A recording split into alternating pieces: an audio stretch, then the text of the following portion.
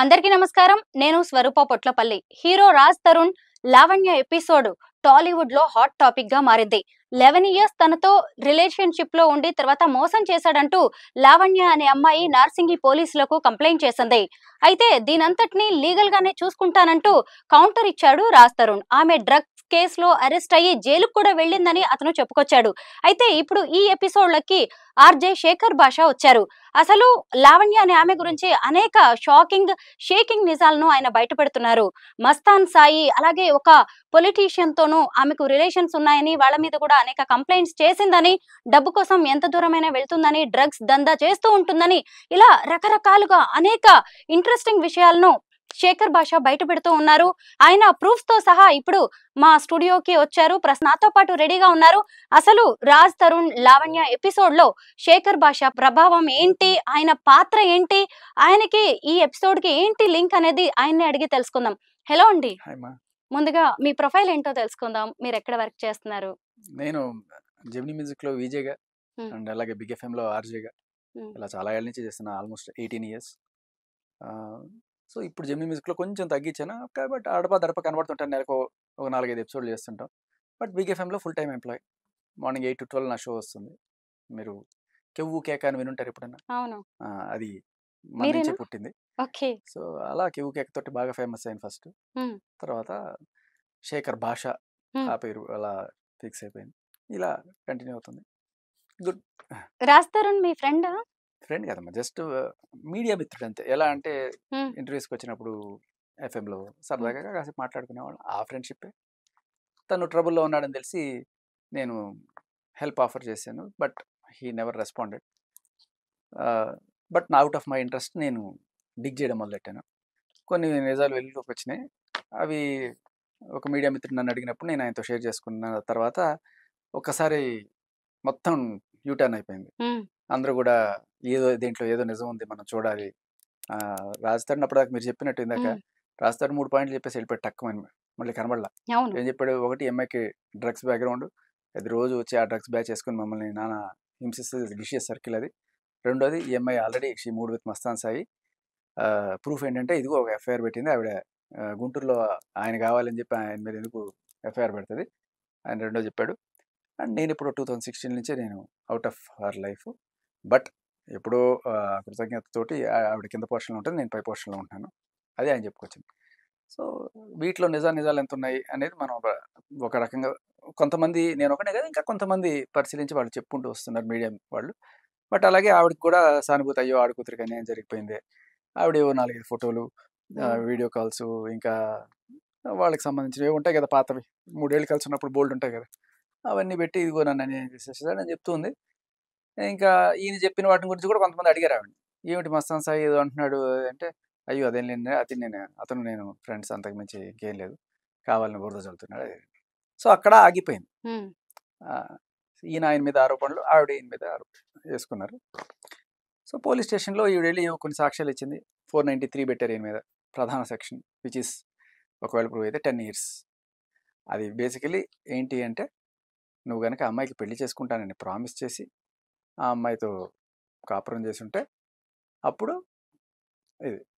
But ఆ అమ్మాయి move అయిపోయింది సార్, ఎప్పుడో వేరే వాళ్ళతో ఉంటుంది, వాళ్ళు కావాలని కేసు పెట్టినప్పుడు నేను ఎట్లా దీనికి ఇది అవుతాను అని చెప్పేది ఆయన వాదన. సో దీంట్లో నిజాలు ఎంత అనేది చూసుకోవడానికి. సో అప్పుడు వాళ్ళిద్దరూ పోలీసులో ఓన్లీ పోలీస్ స్టేషన్లో సాక్ష్యాలు ఇచ్చుకుంటే మనకేం సంబంధం లేదు. హ్మ్. కానీ ఆవిడ ఏం చేసింది, మీడియా ముందుకు వచ్చింది, నాకు న్యాయం చేయండి అని. మరి మీడియాలో ఆవిడ అన్ని పెట్టింది, పోలీస్ స్టేషన్లో ఏవైతే ఇచ్చిందో అవన్నీ పెట్టింది. మరి రాస్తాను కూడా చూపించాలి కదా, కరెక్ట్. ఏడు రాస్తాను లేడు. బట్ మనం అయితే ఫ్యాక్ట్ చెక్ చేయాలి కదా, ఊరికి ఒకరి మీద నిందేసే ముందు. అందుకే నేను ఫ్యాక్ట్ చెక్ చేశాను. అంటే రాస్తాను ఎందుకు ఈ ఎపిసోడ్ లో ఇంత ఫ్యాక్ట్ చెక్ చేయాలనిపించింది మీకు? ఎందుకంటే తర్వాత నెక్స్ట్ రోజు ఒక ఆడియో రిలీజ్ అయింది. హ్మ్. ఆ దాంట్లో పచ్చి బూతులు తిడుతోంది. అసలు సగటు అమ్మాయి అలాంటి మాటలు మాట్లాడడం అనేది ఇంపాసిబుల్. హ్మ్.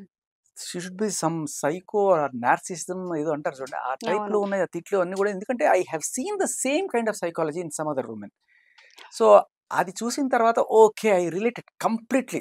రాధిక 1, రాధిక 2 లాగా కంప్లీట్గా అదే సైకాలజీ, నాకు వాళ్ళ బిహేవియర్ ఎలా ఉంటుంది, వాళ్ళ మోడస్ ఆఫ్ ఆపరెండి ఎలా ఉంటుంది. సో వీళ్ళు ఖచ్చితంగా ఇంతకు ముందు వేరే చోట్ల ఇలాగే కేసులు పెడుతుంటారు. వీళ్ళ ఇదేంటంటే వీళ్ళు పని చేయరు, హ్మ్. బిజినెస్ చేయరు, ఇదే పని.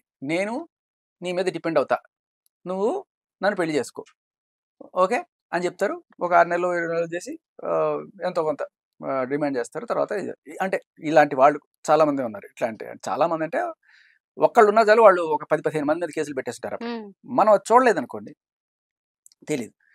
సో నేను ఎంక్వైరీ చేయడం మొదలెట్టాను. చేసిన తర్వాత నేను ఫస్ట్ బ్రేక్ త్రూ ఏంటంటే మస్తాన్ సాయి మీద ఆవిడ పెట్టిన కేసు. రాస్తే నీకు ఎన్ని మెసేజ్లు పెట్టాను. అయ్యా ఎఫ్ఐఆర్ అది ఇట్లా చూపించావు సరిగ్గా చెప్తే మేమేమైనా చేస్తాం కదా, మేము హెల్ప్ చేస్తాం కదా అంటే ఏం లేదు. స్థితప్రజ్ఞత బుద్ధుడిలాగా ఎవరికి సమాధానం చెప్పకుండా నాకు అర్థం కాల. తర్వాత తెలిసింది ఏంటంటే రాజధాని సిమ్ కార్డు ఎప్పుడు పూర్వాశ్రమంలో ఈవిడ పేరు మీద తీసుకుందంట. తర్వాత ఏం చేసింది ఈవిడ మీద కోపంతో బయటకు వెళ్ళి ఐడి ప్రూఫ్ పెట్టి సిమ్ కార్డు కొత్త తీసేసుకుంది. అక్కడ సిగ్నల్ బ్లాక్ అయిపోయింది. అందరం ఆయన కొడుతున్నాం మెసేజ్. అవును ఏమైంది ఏంటి అబ్బాయి అవన్నీ ఆవిడకి వెళ్తున్నాయి లిటరల్లీ. సో షీఈస్ ప్లానింగ్ అనమాట. ఎవరెవరు రాజ్ ఫ్రెండ్స్ ఉన్నారు, ఎవరెవరు రాజ్కి హెల్ప్ చేద్దాం అనుకుంటున్నారు. సో వాళ్ళకి ఈవిడే టచ్లోకి వెళ్ళిపోయి ఇన్ఫ్యాక్ట్ ఆవిడ ఏకంగా లాయర్ దగ్గరకు కూడా వెళ్ళిపోయి సార్ కేసు తీసుకోవద్దు అన్నంత దేనికి వెళ్ళిపోయింది అనమాట. సో అదంతా జరుగుతుంది ఒక పక్క. సరే నేను ఇంకో పక్క ఇది చేస్తున్నప్పుడు ఫస్ట్ మనకు వచ్చిన అదే నేను రాస్తే అడిగి అయిపోయింది. ఇక నువ్వు ఎఫ్ఐఆర్ ఇవ్వు అది దాక్కుంటావు పోయి ఎట్లా జనాలందరూ అంటే ఏమీ లేదు, మాట మంతి లేదు. మొత్తాన్ని నాకు తెలిసిన క్లోజ్ పరిచయాలతో నేను ఫస్ట్ తెప్పించాను. మీరు చూస్తున్నారు కదా ఇదే. ఈ దీనికన్నా ముందు యాక్చువల్గా అది దొరకలే నాకు. ఫస్ట్ నాకు దొరికింది ఏంటంటే ఇది ఎఫ్ఐఆర్ కాపీ అనమాట. అమ్మాయి పెట్టిన ఈ కంప్లైంట్ బేస్ చేసుకుని ఎఫ్ఐఆర్ చేస్తారు కదా పోలీసు. మస్తాన్ సాయి అనే వ్యక్తితో కూడా ఆల్రెడీ ఆమె లవ్ లో ఉంది, అతనితో కొద్ది రోజులు రిలేషన్ లో కూడా ఉంది. అది కూడా 2021లో. మళ్ళీ అతను పెళ్లి చేసుకోవట్లేదు, నన్ను మోసం చేశాడు అనుకుంటా పట్టాభిపురం పోలీస్ స్టేషన్ లో కూడా తను కంప్లైంట్ చేయడం అనేది జరిగింది. చిన్న కేసు కదమ్మా, మీరు సెక్షన్ చూస్తే రేపు అటెంప్ట్ మర్డర్ అన్ని పెట్టింది. ఎందుకంటే నేను పెళ్లి చేసుకోమని అడిగితే నన్ను తుదముట్టించాలని పథకం ప్రకారం నన్ను కొట్టాడు, రేప్ చేశాడు అన్ని పెట్టింది. అయితే ఇక్కడ కంప్లైంట్ లో తను ఎఫ్ఐఆర్ లో ఏం రాసింది అనేది కూడా ఇక్కడ ఉంది. నేను కొంచెం చదివి వినిపించడానికి ట్రై చేస్తాను. ఏంటి అసలు నాకు చాలా ఆశ్చర్యంగా అనిపిస్తుంది. అమ్మాయిలు ఇలా ఉన్నారా, అసలు కెరీర్ ప్లాన్ చేసుకోవాల్సిన ఏజ్ లో వీటన్నిటి గురించి ఎక్కడైనా ఏదైనా మిస్టేక్ జరిగితే మూవ్ ఆన్ అనకుండా మీరు కెరీర్ ప్లాన్ చేసుకుంటే మీకు ఎంత వస్తుందండి? అంతేనంటారా? సంవత్సరానికి మహా అయితే ఒక 10 లక్షలు 20 లక్షలు. ఒక డీల్ చేస్తే 5 కోట్లు, ఒక ఇల్లు తీసుకుంటే ఇట్లాంటివి. అంటే ఎంతమందిని మోసం చేస్తూ వెళ్తారు. అయ్యో మీరు చూడలేదా పొద్దున్న ఒక కేసు మన కర్ణాటకలో ఆవిడ 8 మంది మీద 498 ఏ కేసు పెట్టింది మహాతల్లి. అవును, ఒకడికి తెలియకుండా ఒక పోలీస్ స్టేషన్ ఈ పోలీస్ స్టేషన్ తెలియక అన్ని పెట్టి ప్రతి ఒక్కరి దగ్గర కూడా సెటిల్మెంట్. జడ్జే షాక్ అయ్యారు, సర్ప్రైజ్ అయ్యారు నిజంగా. ఇలాంటివి ఏంటంటే విమెన్ అనేసరికి సింపతి రావడం, ఏం చెప్పినా నమ్మేయడం, వెనక మనం కూడా ఫ్యాక్ట్ చెక్ అనేది చేయకపోవడం వల్ల కూడా ఇలాంటి వాళ్ళు ఇంకా చాలా మంది తయారవుతున్నారు. ఎందుకంటే పోలీసులు ఇట్లా పెట్టే ముందు ఒక్కసారి వాళ్ళ ఆధార్ కార్డు వాళ్ళ ఐడితో చెక్ చేస్తే అరే ఈవిడ రిపీట్ అఫెండర్ రా పక్కన పెట్టండి రా అని చెప్పి అంటే అట్లీస్ట్. బట్ అలా కాకుండా పోలీసులు పెట్టేస్తే వాడు ఎవడో వస్తాడు, వచ్చిన తర్వాత వాడి దగ్గర నుంచి ఎంతో కొంత వసూలు చేయొచ్చు అనే ఐడియా ఉన్న కొంతమంది పోలీసులు చేసుకుంటారు. వాళ్ళకి నీతి న్యాయం అవన్నీ కూడా అవసరం లేదు అంటే అందరని కాదు, కొంతమంది పోలీసులు వాళ్ళు ఏం చేస్తారు, పెట్టేమా నువ్వు పెట్టే వాడు వస్తాడు ఎంతో కొంత. మీకు తెలుసా హైదరాబాద్ లో కాస్ట్లీ పోలీస్ స్టేషన్ ఏదో నర్సింగేనా మరేంటి అదే మహిళా పోలీస్ స్టేషన్. ఓకే, ఎంత పెద్ద క్యూలు ఉంటాయి తెలుసా అక్కడ జూబ్లీ హిల్స్. అసలు అంటే అక్కడ నేను ఇది ఎవరో అన్నమాట నుంచి చాలా క్లోజ్ సర్కిల్ విన్నమాట ఏంటంటే అక్కడంతా బడా బాబులు పిల్లలు ఉంటారు కాబట్టి ఇక చాలా మంది మోసపోయాము అని అలాంటి టాక్ ఉంది అక్కడ.